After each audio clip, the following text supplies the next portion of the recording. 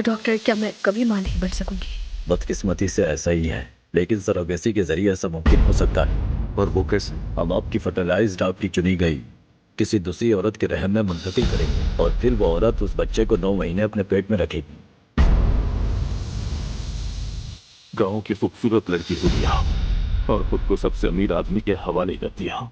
उसने तुम्हें इस्तेमाल किया और फिर शुक्र किया। मुझे उस मासूम बच्ची पर तरस आया था, उस बच्ची पर जो तुम्हारे पेट में थी। काश ऐसा ना करते तुम कभी। जमरूद पर तरस ना कर। दादी जान, कुछ कपल्स ऐसे हैं जो सैरोगेशन के जरिए बच्चे हासिल करते हैं। वो 9 महीने बच्चा अपने पेट में रखेगी। अगर पैदाइश के बाद वो नियत बदलने और बच्चा देने से इनकार करने तो फिर तुम क्या करोगे? एक और मसला खड़ा हो जाएगा। और दानिया की भी क्या ख्याल है? इससे पहले भी तुम्हें खूबसूरत और सेहतमंद बेटी दी है।